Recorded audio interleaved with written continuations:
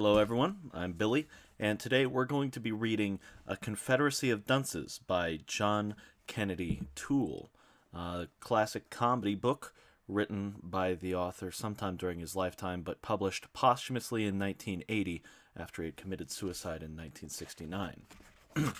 So we'll just begin with the first chapter.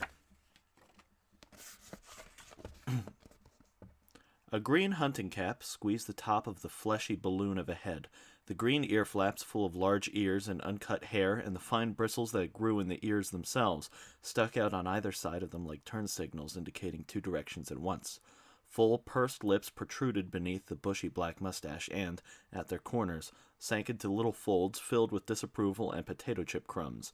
In the shadow under the green visor of the cap, Ignatius J. Riley's supercilious blue and yellow eyes looked down upon other people waiting under the clock of the D.H. Holmes department store, studying the crowd of people for signs of bad taste in dress. Several of the outfits, Ignatius noticed, were new enough and expensive enough to be properly considered offenses against taste and decency. Possession of anything new or expensive only reflected a person's lack of theology and geometry. It could even cast doubts upon one's soul. Ignatius himself was dressed comfortably and sensibly. The hunting cap prevented cold heads. The voluminous tweed trousers were durable and permitted unusually free locomotion. Their pleats and nooks contained pockets of warm, stale air that soothed Ignatius. The plaid flannel shirt made the jacket unnecessary, while the muffler guarded exposed Riley's skin between the ear flap and collar. The outfit was acceptable by theological and geometrical standards, however abstruse, and suggested a rich inner life. Shifting from one hip to the other in his lumbering, elephantine fashion, Ignatius sent waves of flesh rippling between the tweed and flannel, waves that broke upon buttons and seams. Thus rearranged, he contemplated the long while he had been waiting for his mother. Principally, he considered the discomfort he was beginning to feel. It seemed as if his whole being was ready to burst from his swollen, suede desert boots, and, as if to verify this, Ignatius turned his singular eye toward his feet. The feet did indeed look swollen. He was prepared to offer the sight of those bulging boots to his mother as evidence of her thoughtlessness. Looking up, he saw the sun beginning to descend over the Mississippi at the foot of Canal Street.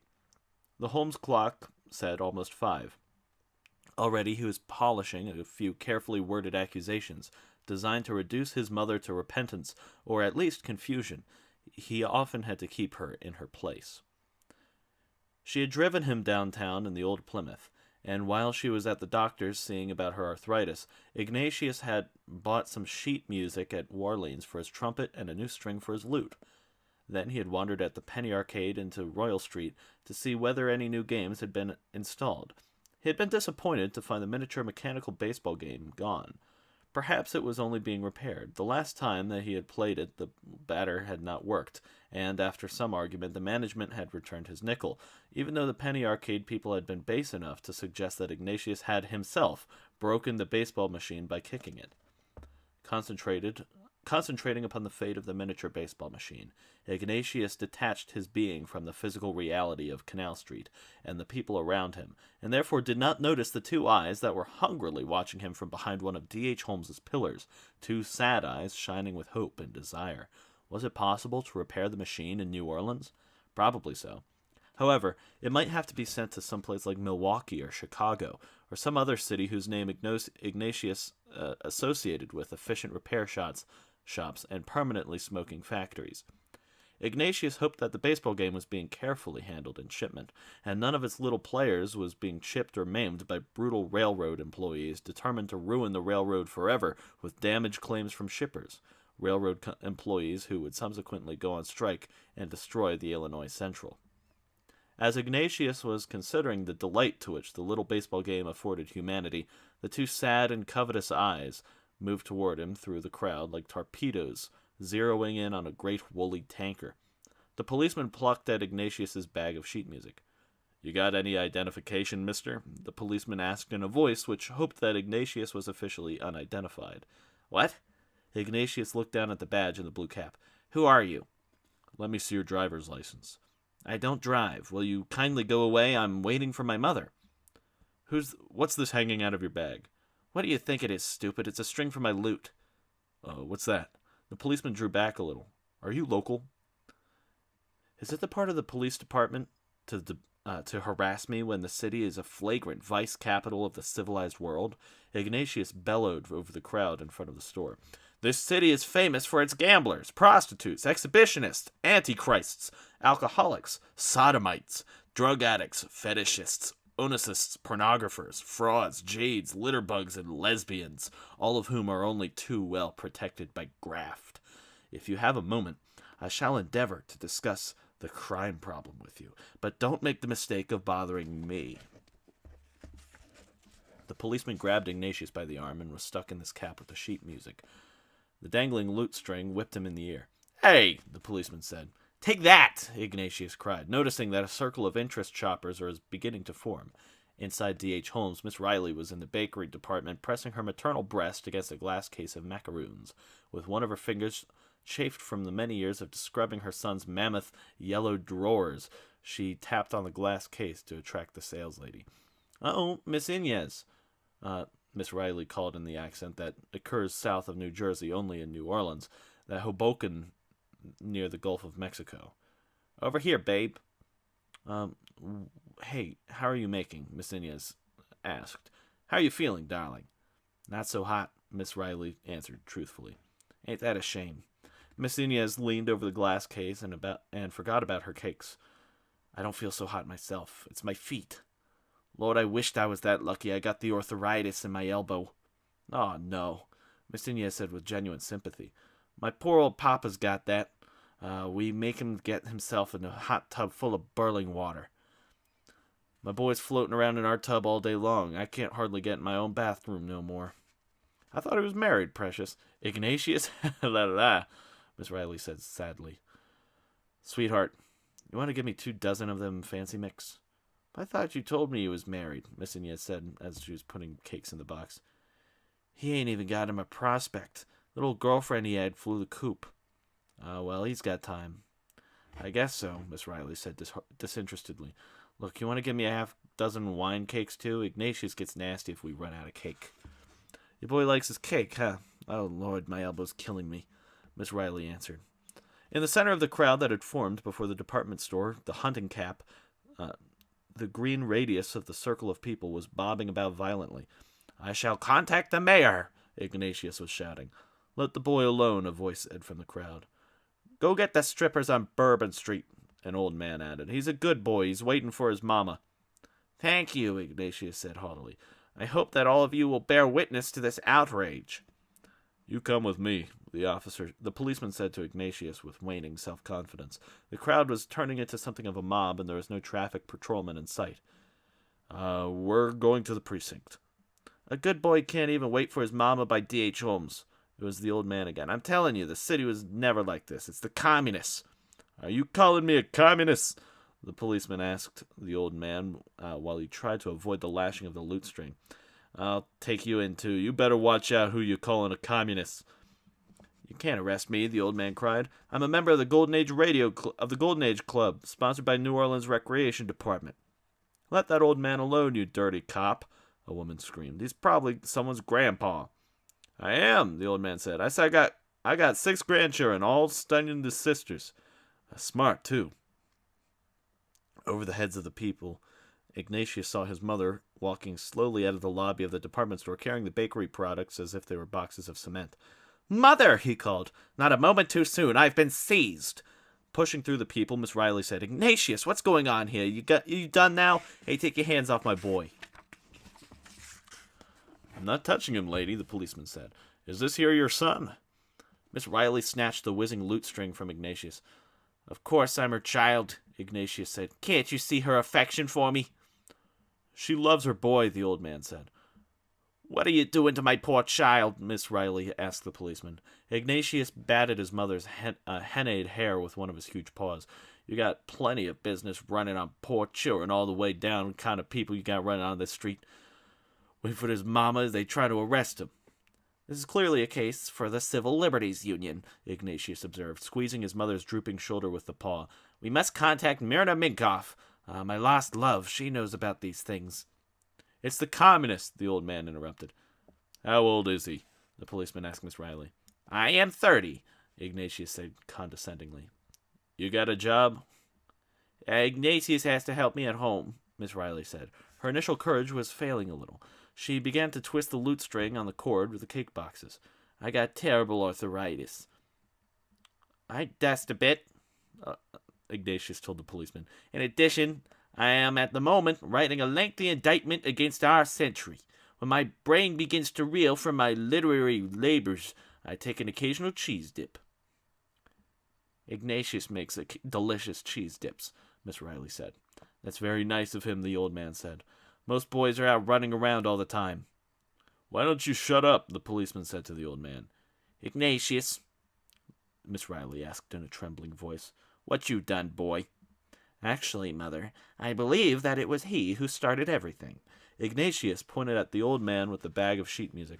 I was simply standing about, waiting for you, praying that the news from the doctor would get to be encouraging. Get that old man out of here, Miss Riley said to the policeman. He's making trouble. It's a shame they got people like him walking the streets. The police are all communists, the old man said. Didn't I say for you to shut up? The policeman said angrily. I will fall to my knees every night to thank my God we got protection, Miss Riley told the crowd. We'd all be dead without the police. We'd all be laying in our beds with our throats cut open from ear to ear. That's the truth, girl, some woman answered from the crowd. Say a rosary for the police force. Miss Riley was now addressing her remarks to the crowd. Ignatius caressed her shoulder wildly, whispering encouragement.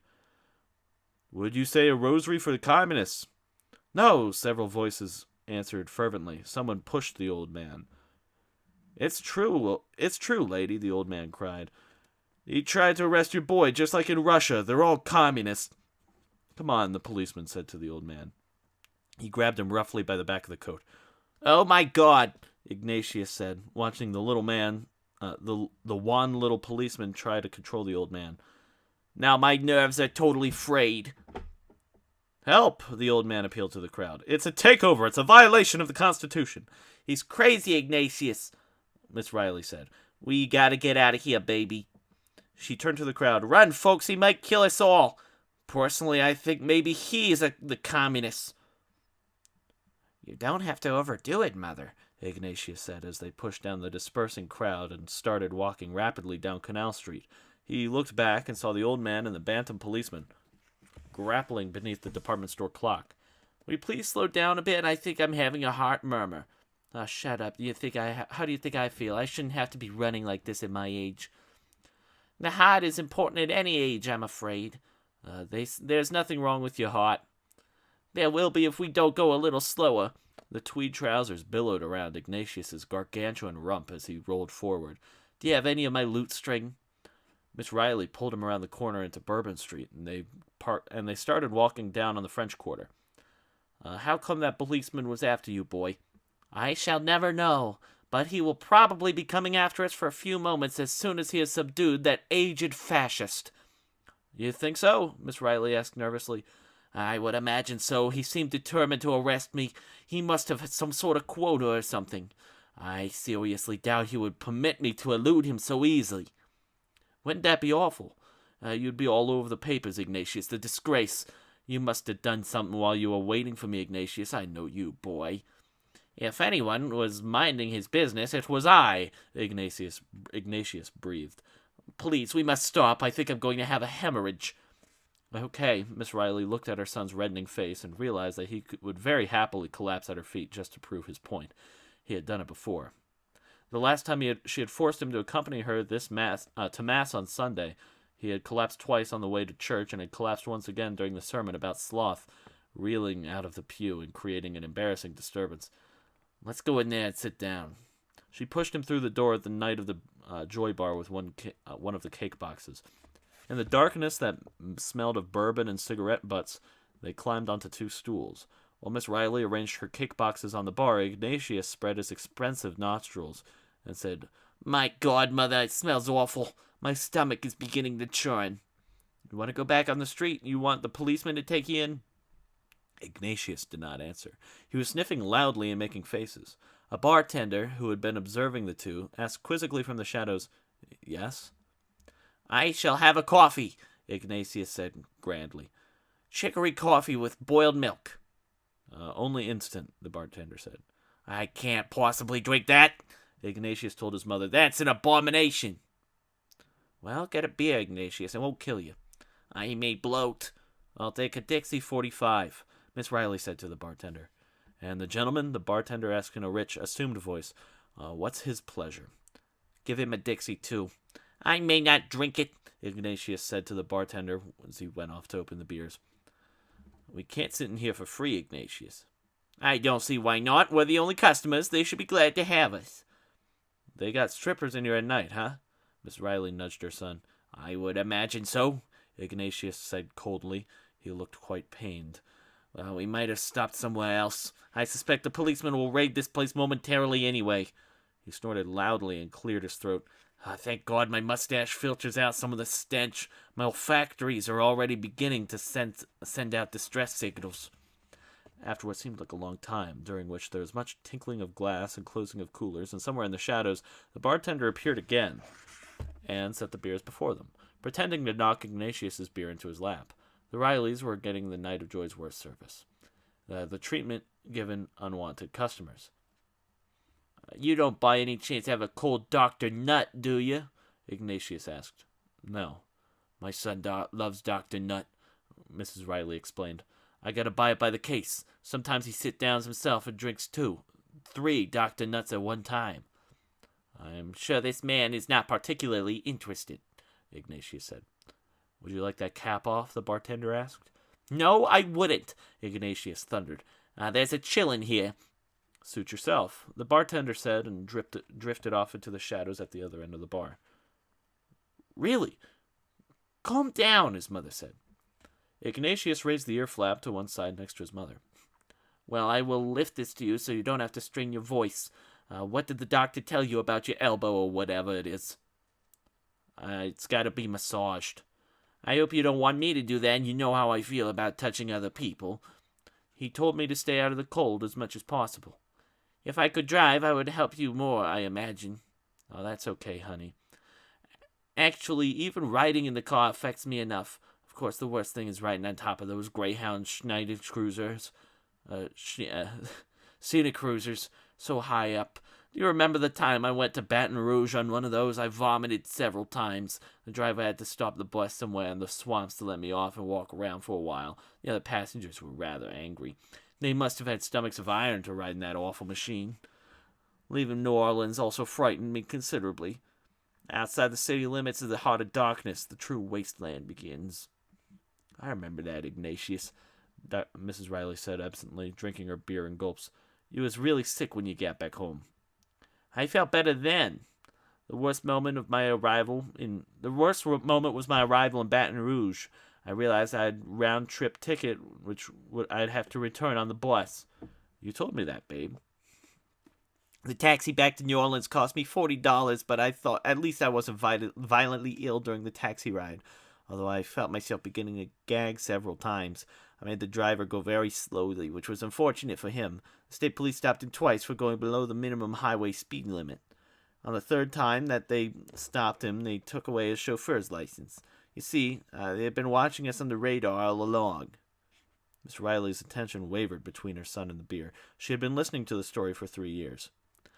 Of course, Ignatius continued, mistaking his mother's rapt look for interest, that was the only time that I had ever been out of New Orleans in my life. I think that it was perhaps the lack of a center of orientation that might have upset me. Speeding along by that bus was hurtling into the abyss. By the time I'd left these swamps and reached those rolling hills near Baton Rouge, I was getting afraid that some rural rednecks might toss bombs at the bus.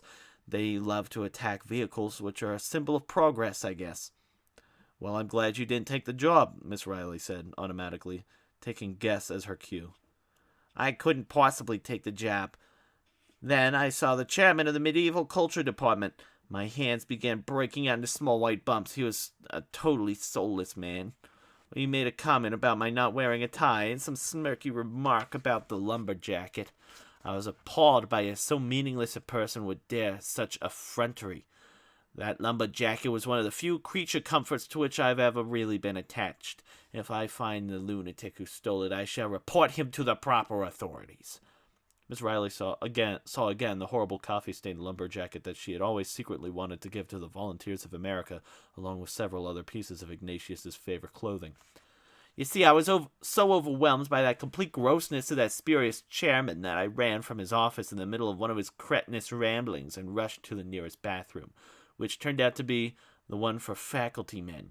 At any rate, I was seated in one of the booths, having rested in the lumberjacket on top of the door of the booth. Suddenly, I saw the jacket being whisked over the door. I heard footsteps. Then the door of the restroom closed. At that moment, I was unable to pursue the shameless thief, so I began to scream. Someone entered the bathroom and knocked at the door of the booth. I turned over to the member of campus security force, or so he said. It turned out to be a member of the campus security force, or so he said. Through the door, I explained what had just happened. He promised to find the jacket and went away. Actually, as I've mentioned to you before, I've always suspected that he and the chairman were the same person. Their voices sounded somewhat similar. You sure can't trust nobody nowadays, honey. As soon as I could, I fled from that bathroom, eager to get away from that horrible place.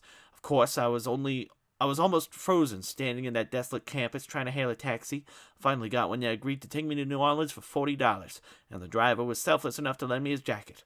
By the time we arrived there, however, he was quite depressed about losing his license and had grown rather surly. He also appeared to be developing a bad cold, judging by the frequency of his sneezes. After all, we were on the highway for almost 2 hours. I think I could drink me another beer, Ignatius. Mother, in this forsaken place? Just one, baby. Come on, I want another. We're already catching something from these glasses. However, if you're quite determined about that, give me a brandy, will you? Miss Riley signaled to the bartender, who came out of the shadows and asked, now what happened to you on this bus, kid? I didn't get to hear the end of the story. Will you kindly tend the bar properly? Ignatius asked furiously. It is your duty to silently serve when we call upon you. If we had wished to include you in your conversation, we would have indicated it by now. As a matter of fact, we are discussing rather urgent personal matters. The man's just trying to be nice, Ignatius. Shame on you. That in itself is a contradiction of terms. No one could possibly be nice in a den like this. We want 2 more beers. 1 beer or 1 brandy, Ignatius corrected. No more clean glasses, the bartender said. Ain't that a shame, Miss Riley said. Well, we can use the ones we got. The bartender shrugged and went off to the shadows. Part 2. In the precinct, the old man sat on a bench with the others, mostly shoplifters, who composed the late afternoon hall. He had neatly arranged along his thigh his social security card, his membership card at the St. Odo of Cluny Holy Name Society, a Golden Age club badge, and a slip of paper identifying him as a member of the American Legion. A young black man, eyeless behind space-age sunglasses, studied the little dossier on the thigh next to his. Whoa, he said, grinning. Say, you must belong to everything. The old man rearranged his cards meticulously and said nothing. How come they dragging in someone like you? The sunglasses blew smoke all over the old man's cards. Them police must be getting desperate. I'm here in violation of my constitutional rights, the old man said with sudden anger. Well, they ain't not gonna believe you. They ain't gonna believe that. You better think of something else. The dark hand reached for one of the cards. Hey, what this mean? Cold rage. The old man snatched the card and put it back on his thigh. Them little card not gonna do you no good. They throw you in jail anyway. They throw everybody in jail. You think so? The old man asked in a cloud of smoke. Sure. A new cloud floated up. How come you here, man? I don't know. You don't know? Whoa, that's crazy. You gotta be here for something. Plenty of time picking up colored people for nothing, but mister, you gotta be in here for something. I really don't know, the old man said glumly. I was just standing in the crowd in front of D.H. Holmes. And you lift someone's wallet. No, I called the policeman a name. Like what you calling him? Communist. Communist? Woo! If I call police a communist, my ass be in Angola right now for sure. I like to call me one of them mother communists, though. Like this afternoon, I stand around in Woolsworth and some cat steal a bag of cashew nuts from the nut house star, screaming like she been stabbed. Hey, next thing, the flow walk grabbing me, and the police mother dragging me off. The old man's... a man ain't got a chance. Whoa. His lips smacked the cigarette. Nobody'd find them cashews on me, but that policeman's still dragging me off. I think that flowwalk a communist. Me, motherfucker. The old man cleared his throat and played with his cards. They probably let you go, the sunglasses said. Me, they probably gotta give me a little talk, think it scare me, even though they know I ain't got them cashews. They probably try to prove I got them nuts. They probably buy a bag, slip it in my pocket. Woolsworth probably gonna send me up for life. The Negro seemed quite resigned and blew out a new smoke of blue cards that enveloped him and the older man with the little cards. And he said to himself, I wonder who left them nuts. Probably that Flowwalk itself. The policeman summoned the old man to the desk in the center of the room where the sergeant was seated. The patrolman who had arrested him was standing there. What's your name? The sergeant asked the old man. Claude Robichaud, he said. He answered with the little cards at the desk before the sergeant. The sergeant looked over at the cards and said, Patrolman Mancuso here says you resisted arrest and called him a communist. I didn't mean it, the old man said sadly, noticing how fiercely the sergeant was handling the little cards. Mancuso says all policemen are communists. Ooh-wee, the Negro said from across the room. Will you shut up, Jones? The sergeant called out. Okay, Jones answered. I'll get to you next. Say, I didn't call nobody no communist, Jones said. I've been framed for that flowwalk in Woolsworth. I don't even like cashews. Shut your mouth up. Okay, Jones said brightly and blew a great thundercloud of smoke. I didn't mean anything I said, Mr. Robichaud told the sergeant. I was just nervous. I got carried away. This policeman was trying to arrest a poor boy waiting for his mama by Holmes. What? The sergeant turned to one little policeman. What were you trying to do? He wasn't a boy, Mancuso said. He was a big fat man dressed funny. He looked like a suspicious character. I was trying to make a routine check, and he started to resist. To tell you the truth, he looked like a big pervert. A pervert, huh? The policeman asked greedily. Yeah, Mancuso said with a new confidence. A great big pervert. How big? The biggest I ever saw in my whole life, Mancuso said, stretching his arms as if they were describing a fishing catch. The sergeant's eyes shone. First thing I spotted was this green hunting cap he was wearing. Jones listened in an attentive detachment somewhere within his cloud. Well, what happened, Mancuso? How come he's not standing here before me? He got away. This woman came up out of the store, got everything mixed up, and she and him run around the corner into the quarter. 2 quarter characters, the sergeant said, suddenly enlightened. No, sir, the old man interrupted. She was really his mama. Nice, pretty lady. I seen him downtown before. This policeman frightened her. Oh, listen, Mancuso, the sergeant screamed. You're the only guy on this force who'd try to arrest somebody away from his mother. And why did you bring in Grandpa here? Ring up his family and tell him to come get him. Please, Mr. Robichaud pleaded. Don't do that. My daughter's busy with her kids. I've never been arrested my whole life. She can't come get me. What are all my grandchildren going to think? They're all studying with their sisters. Get his daughter's number, Mancuso. They'll teach him to call us communists. Please, Mr. Robichaud was in tears. My grandchildren respect me. Jesus Christ, the sergeant said. Somebody trying to arrest a kid with his mama, bringing in somebody's grandpa? Get the hell out of here, Mancuso. You take grandpa with you. You want to arrest suspicious characters? We'll fix you up.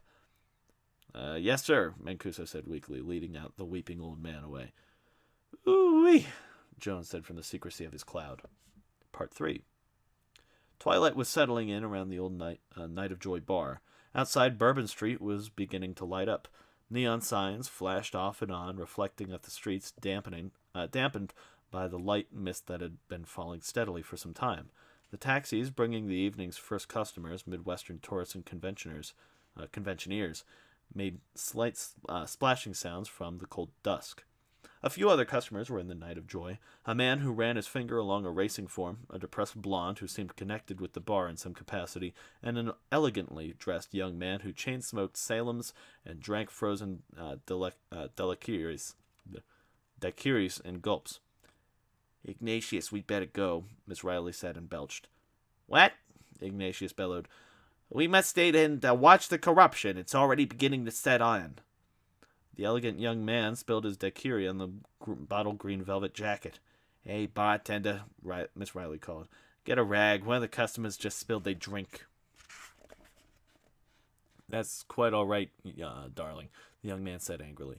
He arched an eyebrow at Ignatius and his mother. I think I'm in the wrong bar anyway. Don't get upset, honey, Miss Riley counseled.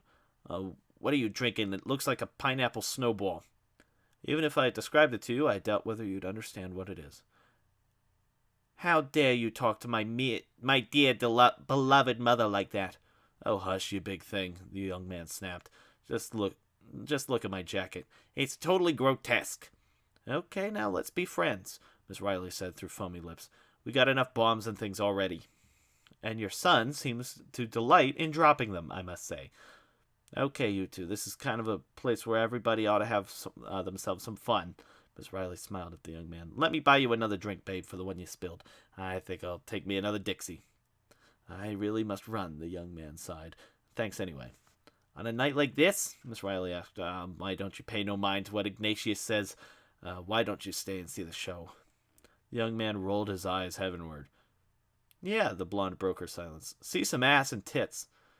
Mother, Ignatius said coldly, I do believe that you are encouraging these preposterous people.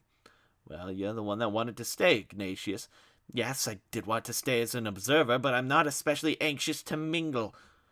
I need to tell you the truth. I can't listen to that story about that bus no more tonight. You already told it to me 4 times since we got here. Ignatius looked hurt. I hardly suspected I was boring you. After all, that bus ride was one of the more formative experiences of my life. As a mother, you should be interested in traumas that have created my worldview. What's with the bus? The blonde asked, moving to the bar stool next to Ignatius. My name's Darlene. I like good stories. You got a spicy one? The bartender slammed the beer of the daiquiri down just as the bus was starting off on its journey in the vortex. Here, have a clean glass, the bartender snarled at Riley. Ain't that nice? Hey, Ignatius, I just got a clean glass. But her son was too preoccupied with his arrival in Baton Rouge to hear her. You know, sweetheart, Miss Riley said to the young man, me and my boy was in trouble today. The police tried to arrest him. Oh, my dear, policemen are always so adamant, aren't they? Yeah, and Ignatius got him a master's degree and all. What in the world was he doing? Nothing, just standing and waiting for his poor dear mama. His outfit was a little bizarre. I thought he was a performer of some sort when I first came in, though I tried not to imagine the nature of his act. I keep telling him about his clothes, but he won't listen. Miss Riley looked at the back of her son's flannel shirt and the hair curling out the back of his neck. That's sure pretty, the jacket you got. Oh, this? The young man asked, feeling the velvet on the sleeve. I don't mind telling you it cost a fortune. I found it at a dear little shop at the village. You don't look like a man from the country. Oh, my. The young man sighed, and he lit a Salem with a great click of his lighter. I meant Greenwich Village, New York, sweetie. By the way, where did you get that hat? It's truly fantastic. Ah, Lord, I had it since Ignatius made his first communion. Would you consider selling it? How come? I'm a dealer in used clothing. I'll give you $10 for it. Come on, for this? 15? Really? Miss Riley removed the hat. Sure, honey. The young man opened his wallet and gave Miss Riley 3 $5 bills. Draining his daiquiri glass, he stood up and said, Now I really must run. So soon? It's been perfectly delightful meeting you. Take care in the cold and wet. The young man smiled, placed the hat carefully beneath his trench coat, and left the bar. The radar patrol, Ignatius was telling Darlene, is obviously rather foolproof. It seems that the cab driver and I will make small dots on a screen all the way from Baton Rouge. You was on a radar? Marlene yawned. I think of that. Ignatius, we gotta go now, Miss Riley said. I'm hungry. She turned toward him and knocked her beer bottle down to the floor, where it broke into a spray of brown, jagged glass. Mother, are you making a scene? Ignatius asked irritably. Can't you see that Miss Darlene and I are speaking? You have some cakes with you. Eat those. You're always complaining you never go anywhere. I would have imagined that you would have enjoyed your night in the town. Ignatius was back on the radar, so Miss Riley reached in her boxes and ate a brownie. Like one? She asked the bartender. They nice. I got some nice wine cakes too. The bartender pretended to be looking for something on his shelves. I smell wine cakes, Darlene cried, looking past Ignatius. Have one, honey, Miss Riley said. I think that I shall have one too, Ignatius said. I imagine that they taste rather good with brandy. Miss Riley spread the box open on the bar. Even the man with the racing form agreed to take a macaroon. Where did you get these nice wine cakes, lady? Darlene asked Miss Riley. They're nice and juicy. Over by Holmes, sugar, they got great selection, plenty variety. They are rather tasty, Ignatius conceded, sending out his flabby pink tongue over his mustache to hunt for crumbs. I think that I shall have a macaroon or two. I've always found coconut to be a good roughage. He picked one out of the box purposely. I always liked some good cake after I finish eating, Miss Riley told the bartender, who turned his back on her. I bet you cook good, huh? Darlene asked. Mother doesn't cook, Ignatius said dogmatically. She burns. I used to cook, too, when I was married, Darlene told them. I sort of got a lot of that canned stuff, though. I got that Spanish rice they got and the spaghetti with the tomato gravy. Canned food is a perversion, Ignatius said. I suspect it is ultimately very damaging to the soul. Lord, my elbow's starting up again, Miss Riley sighed. Please, I am speaking, her son told her. I never eat canned food. I did once, and I could feel my intestines starting to atrophy. You got a good education, Darlene said. Ignatius graduated from college. And then he stuck around here for 4 more years to get him a master's degree. Ignatius graduated smart. Graduated smart, Ignatius repeated with some pique. Please define your terms. Exactly what do you mean by graduated smart? Don't talk to your mama like that, Darlene said. Oh, he treats me bad sometimes, Miss Riley said loudly and began to cry. You just don't know when I think of all I'd done for that boy. Mother, what are you saying? You don't appreciate me. Stop that right now. I'm afraid you've had too much beer. You treat me like garbage. I've been good, Miss Riley sobbed. She turned to Darlene. I spent all his poor Grandma Riley's insurance money to keep him in college for 8 years, and since then all he's done is lay around the house watching television. You ought to be ashamed, Darlene said to Ignatius. A big man like you. Look at your poor mama. Miss Riley had collapsed sobbing on the bar, one hand clenched around her beer glass. This is ridiculous, Mother. Stop that. If I knew you were so cruel, mister, I wouldn't have listened to you. I would have listened to your crazy story about the Greyhound bus. Get up, Mother. You look like a big crazy man anyway, Darlene said. I should have known. Just look at how that poor woman's crying. Darlene tried to push Ignatius from his stool, but sent him crashing into his mother, who suddenly stopped crying and gasped, My elbow! What's going on in here? A woman from the padded chartreuse leatherette door of the bar. She was a statuesque woman, nearing middle age, her fine body covered with a black leather overcoat that glistened with mist. I leave this place for a few hours and go shopping, and look what happens. I gotta be here every minute. I guess to watch out for people who don't ruin my investment. Just 2 drunks, the bartender said. I've been giving them the cold shoulder since they came in, but they've been sticking like flies. But you, Darlene, the woman said, you're big friends with them, huh? Playing games of the stools with these 2 characters? This guy's been mistreating his mama, Darlene explained. Mothers? We got mothers in here. Business already stinks. I beg your pardon, Ignatius said. The woman ignored him and looked at a broken and empty cake box at the floor, saying, Somebody's been having a picnic in here, God damn it. I already told you people about ants and rats. I beg your pardon, Ignatius said again. My mother is present. It's just my luck to have this crap broken all over here just when I'm looking for a janitor. The woman looked at the bartender. Get these 2 out. Yes, Miss Lee. Don't you worry, Miss Riley said. We're leaving. We certainly are, Ignatius added, lumbering toward the door, leaving his mother behind to climb off her stool. Hurry along, Mother. This woman looks like a Nazi commandant. She may strike us. Wait, Miss Lee screamed, grabbing Ignatius's sleeve. How much do these characters owe? $8, the bartender said. This is highway robbery, Ignatius thundered. You will hear from our attorneys. Miss Riley paid with 2 of the bills the young man had given her hand. As she swayed past Miss Lee, she said, We know when we're not wanted. We can take our trade elsewheres. Good, Miss Lee answered. Beat it. Trade from people like you is like the kiss of death.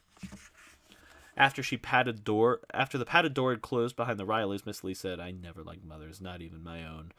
My mother was a whore, the man with the racing form said, not looking up from his paper. Mothers are full of shit, Miss Lee observed, and took off her leather coat.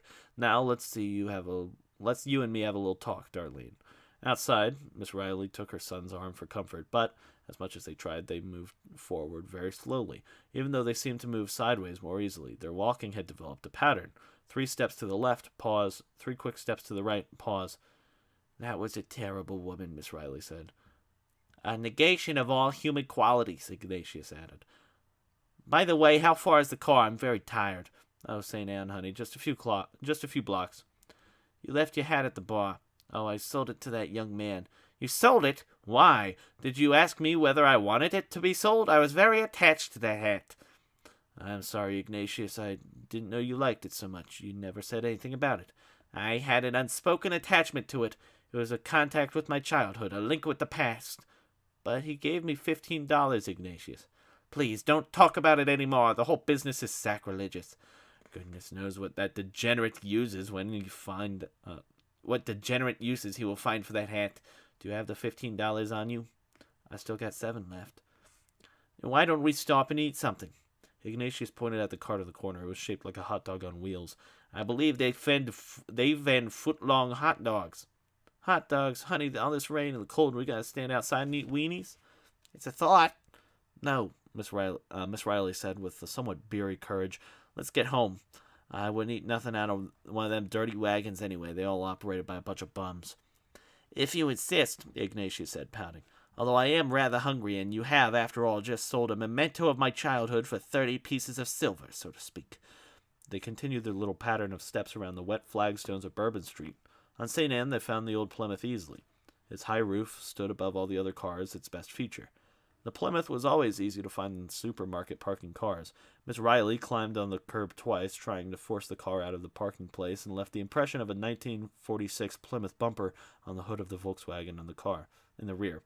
My nerves, Ignatius said. He was slumped down in the seat so that the top of his green hunting cap appeared from the window, looking like the tip of a promising watermelon.